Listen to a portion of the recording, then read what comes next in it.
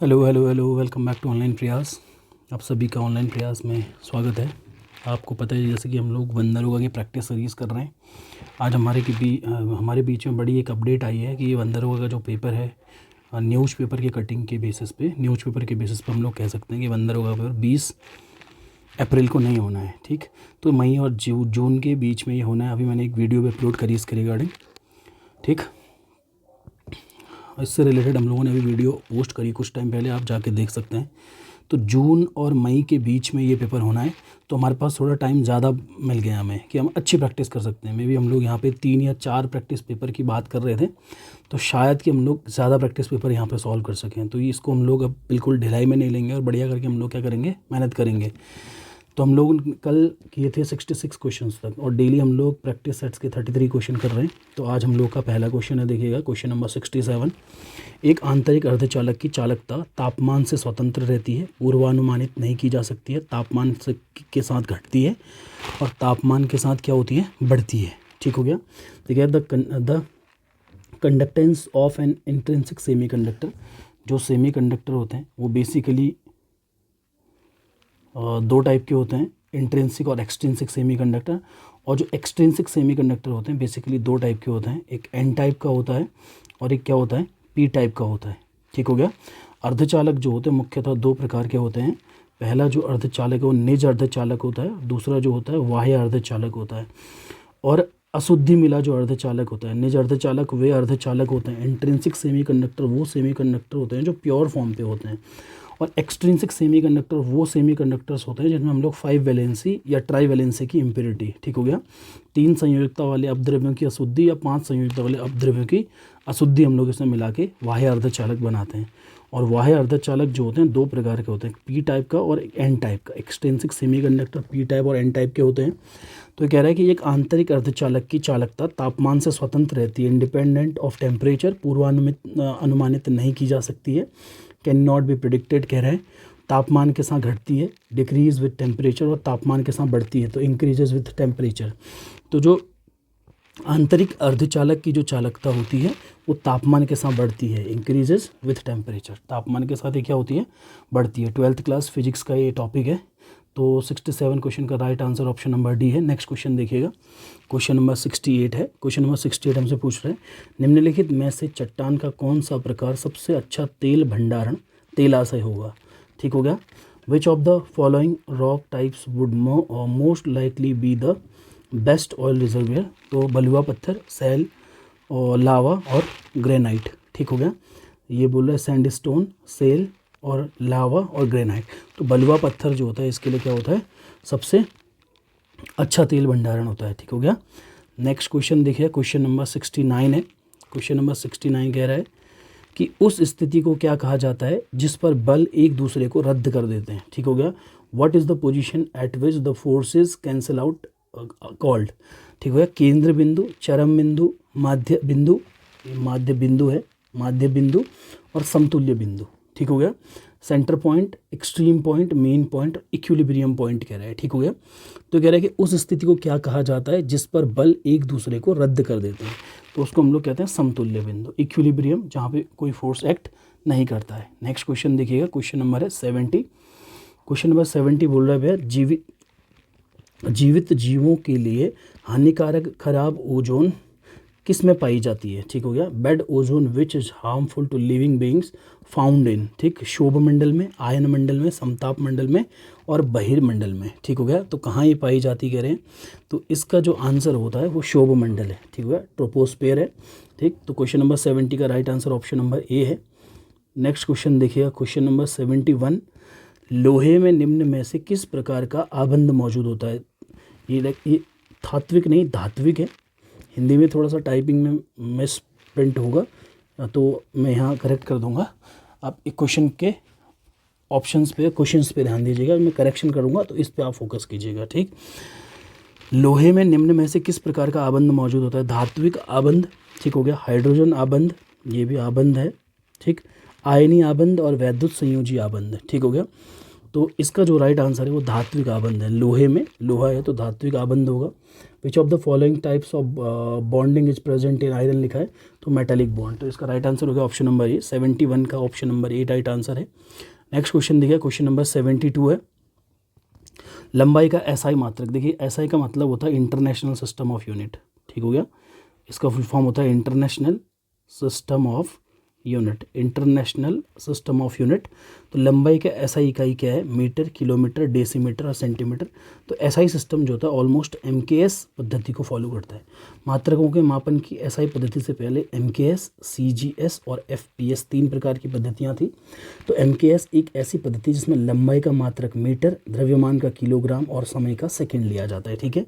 तो question number 72 का right answer हो गया metre. What is the SI unit of length? That is metre, ठीक है। नेक्स्ट क्वेश्चन देखिए, क्वेश्चन नंबर 73 है। 73 क्वेश्चन पूछ रहा है, निम्नलिखित में से किसने सबसे पहले यह पहचान लिया था कि सभी पिंड चाहे उनका द्रव्यमान कुछ भी हो स्थिर त्वरण के साथ पृथ्वी की ओर त्वरित होते हैं, ठीक हो गया। निम्नलिखित में से किसने सबसे पहले यह पहचान लिया था कि सभी पिंड चाहे उनका द्रव्यमान कुछ भी हो स्थिर त्वरण के साथ पृथ्वी की ओर त्वरित होते हैं? Who among the following has first recognize that all bodies irrespective of their masses are accelerated towards the earth which a constant acceleration, ठीक हो गया। तो सबसे पहले किसने ढूंढा था? तो ये ढूंढा था किसने? गैलीलियो ने, ठीक हो गया। तो Galileo is the right answer of question number 73। Next question देखिएगा, आज हमारे सीरीज़ में 34 क्वेश्चंस होंगे, ठीक। तो नेक्स्ट क्वेश्चन देखिएगा, वह कौन सी स्थिति है जिसके लिए किसी वस्तु की औसत चाल किसी दिए गए समयांतराल में औसत वेग के परिमाण के बराबर होती है, ठीक हो गया। What is the condition for which the average speed of an object is equal to the magnitude of the average velocity over a given interval of time? तो पहला इसने लिखा है पथ दैर्ध्य गुणा विस्थापन का परिमाण बराबर 1, पथ दैर्ध्य बराबर 2 गुणा विस्थापन का परिमाण, पथ दैर्ध्य बराबर 3 गुणा विस्थापन का परिमाण, पथ दैर्ध्य बराबर विस्थापन का परिमाण, ठीक हो गया। Path length into magnitude of displacement is equal to 1 लिखा है पहला। दूसरा लिखा है कि path length is equal to 2 into magnitude of displacement. Next one is path length is equal to 3 into magnitude of displacement. Last one is path length is equal to magnitude of क्या? Displacement, ठीक। तो वह कौन सी स्थिति है जिसके लिए किसी वस्तु की औसत चाल किसी दिए गए समयांतराल में औसत वेग के परिमाण के बराबर होती है? तो जो इसकी पथ दैर्ध्य होती है वो विस्थापन का क्या होती है? परिमाण होती है। Path length is equal to magnitude of क्या होता है? Displacement is the right answer. Next question देखिएगा, क्वेश्चन नंबर 75 है। एल्कीन का सामान्य सूत्र डैश के रूप में लिखा जा सकता है। The general formula for alkene can be written as, ठीक। तो इसने लिखा है C2NHN, ठीक हो गया। C2NHN और CnH2n, ठीक हो गया। C2n और H2n है, ठीक हो गया, या CnHN, ठीक। तो जो एल्कीन का जो सामान्य सूत्र होता है वो CnH2n होता है, CnH2n की फॉर्म पे। तो राइट आंसर इसका कोई ऑप्शन नंबर क्या हो गया? बी हो गया। नेक्स्ट क्वेश्चन देखिएगा, नामक सक्रिय कोशिका विभाजन के विशिष्ट क्षेत्रों तक पौधों की वृद्धि मुख्यतः सीमित होती है, ठीक हो गया। इसमें लिखा है कि कौन सी चीज़ है इनमें से चारों में से कौन सी चीज़ है? ये नामक सक्रिय कोशिका विभाजन के विशिष्ट क्षेत्रों तक पौधों की वृद्धि मुख्यतः सीमित होती है, ठीक हो गया। Plants growth is largely restricted to specialized regions of active cell division called, ठीक हो गया। इनको क्या कहते हैं? तो क्वेश्चन नंबर 17 का जो राइट आंसर है वो विभाज्योतक कहते हैं, ठीक हो गया। मेरिस्टेमेटिक टिश्यूज़ कहते हैं इनको, तो विभाज्योतक होता है। इसका राइट आंसर होगा option number A. Next question देखिए, क्वेश्चन नंबर 77 है। सोडियम कार्बोनेट के पुनः क्रिस्टलीकरण द्वारा निम्नलिखित में से क्या प्राप्त होता है? Washing soda, bleaching powder, baking soda, milk of magnesia, ठीक हो गया। विच of the following is given by recrystallisation of sodium carbonate, ठीक हो गया। सोडियम कार्बोनेट के पुनः क्रिस्टलीकरण द्वारा निम्नलिखित में से क्या प्राप्त होता है कह रहे हैं, ठीक हो गया। तो सोडियम कार्बोनेट के पुनः क्रिस्टलीकरण द्वारा निम्नलिखित में से वॉशिंग सोडा, ठीक हो गया, या धावन सोडा, वॉशिंग सोडा या धावन सोडा हमें प्राप्त होता है, ठीक हो गया। नेक्स्ट क्वेश्चन देखिए, क्वेश्चन नंबर 78 है, ठीक। मानव नेत्र को धारण करने वाले कोटर सॉकेट का नाम क्या है? What is the name of the socket that holds the human आई? ठीक हो गया। इसने बोला है बलकुट, ठीक, कक्ष, मज्जा और गुच्छ या ग्लोमेरुली। ठीक हो गया। तो 78 का जो राइट आंसर है वो है कक्ष। ठीक हो गया। ऑर्बिट्स, मानव नेत्र को धारण करने वाले कोटर का जो नाम होता है वो कक्ष होता है। ठीक हो गया। तो 78 का राइट आंसर है ऑप्शन नंबर बी। नेक्स्ट देखिए क्वेश्चन नंबर 79 है, निम्नलिखित में से हाइड्रोजन का समस्थानिक कौन सा होता है? Which of the following is an isotope of hydrogen? तो उसने ये बोल रहा है स्ट्रॉन्सियम, ठीक, सेलेनियम, थैलियम और ड्यूटेरियम। ठीक हो गया। तो उसका राइट आंसर होता है ड्यूटेरियम। ड्यूटेरियम हाइड्रोजन का समस्थानिक होता है। ठीक हो गया। नेक्स्ट क्वेश्चन देखिए क्वेश्चन नंबर 80 है, बिहार में स्थित पक्षी अभ्यारण्य है, कौन सा बिहार में स्थित पक्षी अभ्यारण्य कह रहा है? Is the bird sanctuary located in Bihar कह रहा है। तो मयानी पक्षी अभ्यारण्य, करनाल पक्षी अभ्यारण्य, ग्रेट इंडियन बस्टर्ड अभ्यारण्य और कांवर झील पक्षी अभ्यारण्य। ठीक हो गया। तो क्वेश्चन नंबर 80 का जो राइट आंसर है वो है कांवर झील पक्षी अभ्यारण्य। जो कांवर झील पक्षी, कांवर लेक बर्ड सेंचुरी जो है is the bird sanctuary located in Bihar. ठीक हो गया। कांवर झील पक्षी अभ्यारण्य बिहार में स्थित क्या है? अभ्यारण्य है। ठीक हो गया। नेक्स्ट क्वेश्चन देखिएगा, क्वेश्चन नंबर क्या होगा? 81। क्वेश्चन नंबर 81 देखते हैं। क्वेश्चन नंबर 81, किसी बाहरी बल द्वारा अपनी अवस्था को बदलने के लिए मजबूर किए बिना अपनी गति अवस्था या विराम अवस्था में न बदलने का किसी पिंड का गुण क्या कहलाता है? What is the property of a body to not change its state of motion और of rest without an external force, ठीक, compelling it to change the state. ठीक, गुरुत्वाकर्षण, जड़त्व, गतिकी या यांत्रिकी। ठीक हो गया। अब देखें गुरुत्वाकर्षण, जड़त्व, गतिकी या यांत्रिकी। ठीक, ग्रेविटेशन, इनर्शिया, डायनामिक्स और क्या कह रहे हैं? मैकेनिक्स। तो किसी बाहरी बल द्वारा, किसी बाहरी किस द्वारा? बल द्वारा अपनी अवस्था को बदलने के लिए मजबूर किए बिना अपनी गति अवस्था या विराम अवस्था न बदलने वस्तु का वह गुण जिसकी वजह से वह अपनी स्थिति में परिवर्तन का विरोध करती है उसको हम लोग क्या कहते हैं? जड़त्व कहते हैं। ठीक हो गया। Inherent property of a body by which it always oppose to change in its position, that is inertia. तो 81 का राइट आंसर हो गया option number B, inertia. Next question देखेंगे, क्वेश्चन नंबर 82 है, निम्नलिखित में से कौन विनाइटिकारी कार्य करता है और नाइट्रोजन को वायुमंडल में वापस लौटाता है? Which of the following performs denitrifying functions and returns nitrogen to atmosphere? ठीक हो गया। एग्रोबैक्टीरियम, ठीक, राल्स्टोनिया, स्यूडोमोनास और बाइफिडोबैक्टीरियम। ठीक हो गया। तो इसका जो राइट आंसर है वो है ऑप्शन नंबर क्या? सी, स्यूडोमोनास जो होता है। स्यूडोमोनास जो होता है ये विनाइट्रीकारी कार्य करता है और नाइट्रोजन को वायुमंडल में क्या कर देता है? वापस लौटा देता है। नेक्स्ट देखेंगे क्वेश्चन नंबर 83 है, और संयुक्त वन प्रबंधन, ठीक हो गया, JFM के सदस्य कौन है? नहीं, कौन है होना चाहिए, कौन है? Who are the members of joint forest management JFM? ठीक हो गया। वन विभाग और सांख्यिकी विभाग, वन विभाग और वन से जुड़े विभिन्न अन्य विभाग, वन विभाग और स्थानीय समुदाय, वन विभाग और ग्रामीण परिषद। ठीक हो गया। तो देखेंगे संयुक्त वन प्रबंधन JMF के सदस्य जो होते हैं वन विभाग और स्थानीय समुदाय होते हैं। वन विभाग और स्थानीय क्या होते हैं? समुदाय होते हैं। Forest departments and local communities होती हैं। तो इसका राइट आंसर ऑप्शन नंबर क्या? सी। नेक्स्ट क्वेश्चन देखेंगे, क्वेश्चन नंबर 84 है। ठीक हो गया। क्योंकि आज हम लोग के 34 क्वेश्चन है तो मैं थोड़ा सा स्पीड में मे भी ये मेरा लेक्चर हो सकता है। तो आप आराम से, उम्मीद करता हूँ आपसे कि आप नोट्स और पेन पकड़ के बैठे होंगे और अच्छे से आप इसकी प्रिपरेशन कर रहे होंगे। ठीक हो गया। तो जल्दी से इसको हम लोग क्या करेंगे? कंप्लीट करेंगे। नेक्स्ट क्वेश्चन देखेंगे, जालक ऊर्जा और अन्य कारणों के आधार पर निम्नलिखित में से किस क्षार धातु क्लोराइड में उच्चतम गलनांक होने की अपेक्षा है? Based on lattice energy and other consideration, which one of the following alkali metal chlorides is expected to have the highest melting point? ठीक हो गया। हाईएस्ट मेल्टिंग पॉइंट किसका होता है कह रहे हैं? तो ये होता है NaCl, सोडियम क्लोराइड का हाईएस्ट क्या होता है? मेल्टिंग पॉइंट होता है। नेक्स्ट क्वेश्चन देखेंगे, क्वेश्चन नंबर 85 है। ठीक हो गया। निम्नलिखित में से स्वतंत्र भारत की प्रथम बहुउद्देशीय नदी घाटी परियोजना कौन सी है? हीराकुंड बांध, KRS, ठीक हो गया, KRS बांध, भाखड़ा नांगल बांध और दामोदर घाटी परियोजना। विच of the following is the first multipurpose river valley project of the independent India. ठीक हो गया। निम्नलिखित में से स्वतंत्र भारत की प्रथम बहुउद्देशीय नदी घाटी परियोजना कौन सी है बोल रहे हैं। ठीक हो गया।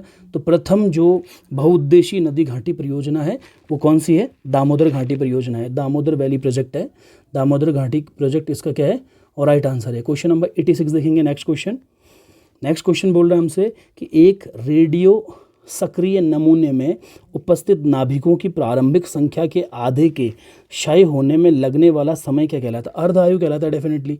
ठीक हो गया। देखते हैं अर्ध आयु होता है, ये तो हम लोगों ने 12th क्लास में, एक सेकेंड देखिए इस क्वेश्चन का आंसर तो हम लोग 12th क्लास के केमिस्ट्री में भी और फिजिक्स में भी इसका आंसर हम लोग को देखने को मिलता है कि एक रेडियो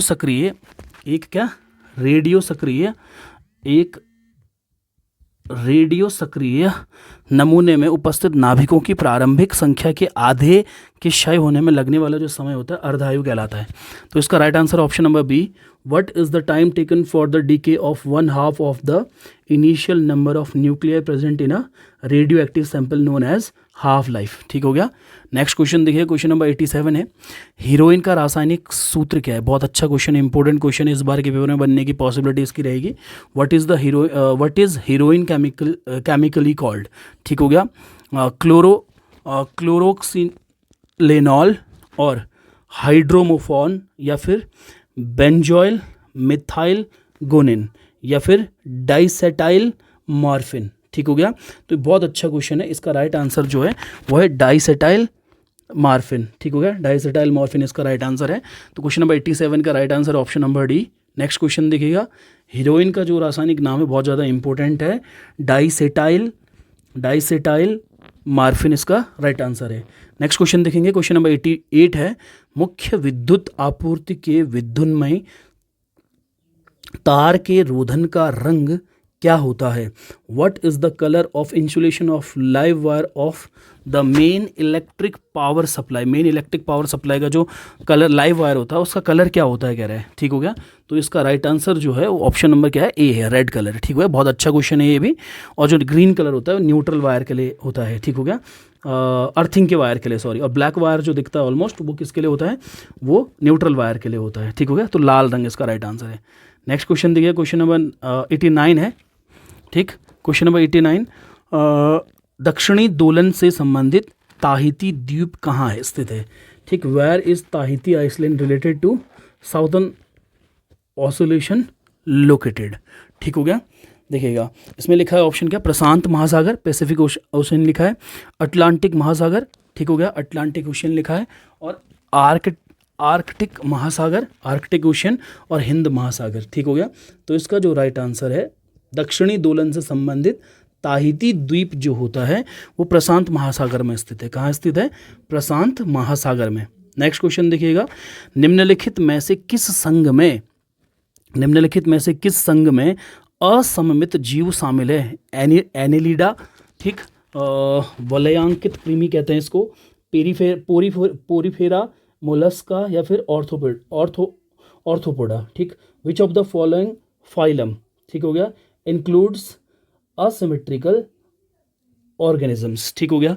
तो इसका जो राइट आंसर है वो राइट आंसर क्या है, बी है, पोरीफेरा जो होते हैं वो असममित जीवों में शामिल होते हैं। ठीक हो गया। नेक्स्ट क्वेश्चन देखिए, क्वेश्चन नंबर 91 है, कोयले और पेट्रोलियम का निर्माण निम्नीकरण से हुआ था। किसके निम्नीकरण से हुआ था, बर्फ के, जैव सहित बायोमास के, नदियों के और चट्टानों के। Coal and petroleum were formed from, ठीक हो गया, डिग्रेडेशन ऑफ। ठीक हो गया। किससे हुआ ये, कोयले और पेट्रोलियम का जो निर्माण हुआ था किसके निम्नीकरण से हुआ था, वो हुआ था जैव संहित बायोमास के निम्नीकरण से हुआ था। नेक्स्ट क्वेश्चन देखेंगे, क्वेश्चन नंबर 92 है, पृथ्वी की सतह के चुंबकीय उत्तरी ध्रुव बिंदु पर एक क्षैतिज अक्ष के चारों ओर घूमने की अनुमति देने पर एक चुंबकीय कंपास की सुई कहाँ इंगित करती है।